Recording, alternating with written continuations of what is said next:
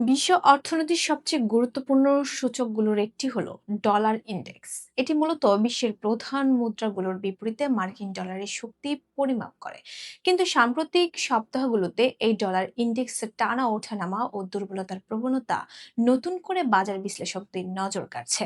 বিশেষ করে যুক্তরাষ্ট্র এবং ইরানের মধ্যে সম্ভাব্য কূটনৈতিক শান্তি আলোচনা ও উত্তেজনা কমার ইঙ্গিতকে এর বড় কারণ হিসেবে দেখছেন অনেকে। এতে স্বাভাবিকভাবে প্রশ্ন উঠছে, মধ্যপ্রাচ্যের কূটনৈতিক আলোচনা কিভাবে বিশ্বের সবচেয়ে শক্তিশালী মুদ্রার উপর প্রভাব ফেলছে। বিস্তারিত ফারজানা মিথিলার প্রতিবেদনে। 2026 সালে মার্কিন যুক্তরাষ্ট্র এবং ইরানের মধ্যকার কূটনৈতিক শান্তি আলোচনা বৈশ্বিক বাজারে বড় ধরনের প্রভাব ফেলছে, যার ফলে মার্কিন ডলার ইনডেক্স টানা পতনের মুখে পড়েছে। দুই দেশের মধ্যে চলমান যুদ্ধাবস্থা নিরসনে পাকিস্তানের মধ্যস্থতায় শান্তি আলোচনার অগ্রগতি এবং একটি সম্ভাব্য সমঝোতার আশাবাদী খবরের উপর ভিত্তি করে বিনিয়োগকারীরা নিরাপদ আশ্রয় হিসেবে ডলারের উপর নির্ভরতা কমিয়ে ঝুঁকিপূর্ণ মুদ্রার দিকে ঝুঁকছেন। সাধারণত বৈশ্বিক উত্তেজনা বা যুদ্ধ পরিস্থিতিতে মার্কিন ডলারকে সেফ হেভেন বা নিরাপদ সম্পদ হিসেবে দেখা হয়, অর্থাৎ বিশ্বজুড়ে অনিশ্চয়তা বাড়লে বিনিয়োগকারীরা ডলারের দিকে ঝুঁকে পড়ে। কিন্তু যখন যুদ্ধের আশঙ্কা কমে বা শান্তি আলোচনার সম্ভাবনা তৈরি হয়, তখন বিনিয়োগকারীরা তুলনামূলক ঝুঁকিপূর্ণ বাজার ও অন্যান্য সম্পদের দিকে যেতে শুরু করে, ফলে ডলারের উপর চাপ তৈরি হতে পারে। সম্প্রতি আন্তর্জাতিক বাজারে এমন ইঙ্গিত দেখা গেছে যে ইউনাইটেড স্টেটস ইরান কূটনৈতিক যোগাযোগ আবার সক্রিয় হতে পারে। এতে মধ্যপ্রাচ্যে বড় সংঘাতের আশঙ্কা কিছুটা কমেছে বলে মনে করছেন বিনিয়োগকারীরা।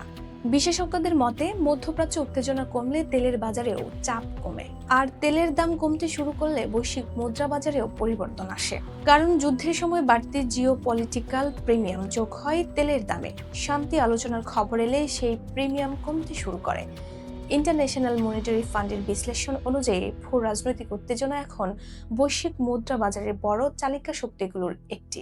আরেকটি বড় কারণ হলো সুদের হার প্রত্যাশা।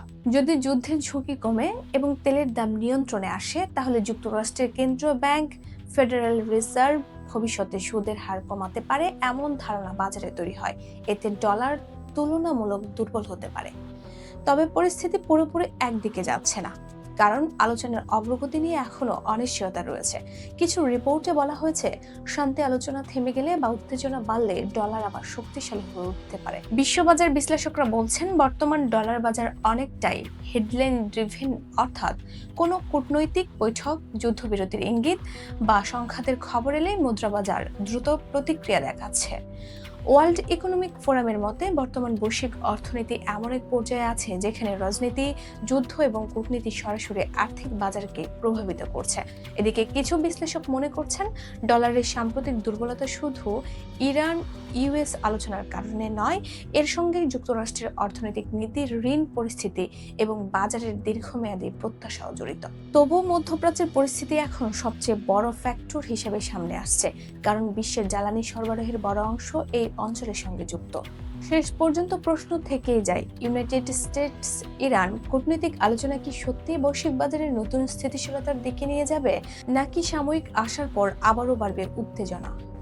উত্তর এখনো পুরোপুরি স্পষ্ট নয়, তবে একটি বিষয় নিশ্চিত, বিনিয়োগকারীরা বর্তমানে দীর্ঘমেয়াদী পজিশন নেওয়া থেকে বিরত আছেন, কারণ হোয়াইট হাউস বা তেহরানের যে কোনো নতুন বিবৃতি বা টুইট বাজারে গতিপথ মুহূর্তের মধ্যে বদলে দিতে পারে।